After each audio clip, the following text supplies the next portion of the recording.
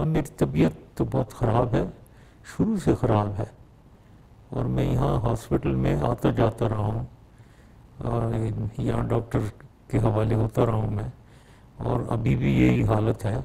आज सुबह मुझे डिजीनेस हुई और मैं ब्लैकआउट हो गया।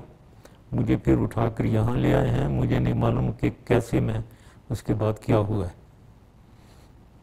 ये केस मेरी नज़र में बिल्कुल बेबुनियाद है, क्योंकि मैं तो गद्दारी छोड़े, मैंने तो इस मुल्क के लिए बहुत खिदमत अंजाम दिए हैं, जंगें लड़ा हुआ हूँ मैं, और मुल्क की खिदमत मैंने 10 साल की है, तो इसलिए मैं समझता हूँ बेबुनियाद है।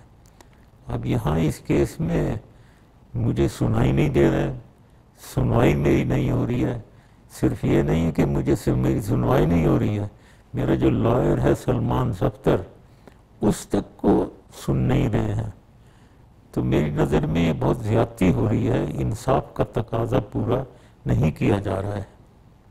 अब कमीशन कहते हैं कि आते हैं बनी है, वो कमीशन बेशक, जहाँ तक मेरा ताल्लुक़ है, वो बेशक इधर आएँ और मैं उनको स्टेटमेंट देने को तैयार हूँ। वो आएँ, मुझे सुने और ख़ुद देखें मेरी तबीयत कैसी है, उसके बाद फ़ैसला करें, और उस कमीशन की बात को कम से कम कोर्ट में सुना जाए, और मेरा लॉयर जो बोल रहा है उनको सुना जाए। उम्मीद है कि मुझे इंसाफ मिलेगा। सब्सक्राइब करें और बेल दबाएं ताकि कोई खबर रह न जाए। खूने नाहक बहुत पी चुकी ये जमीन, अब कोई दिन में ये खून उगलने को है। खत्म हो जाएगी ये तमाशागरी, वक्त पलटेगा रोजे जजा की तरह। ये जो पेशावर में ताजा लहू है बहा, एक क़यामत करेगा फलक पर बपा।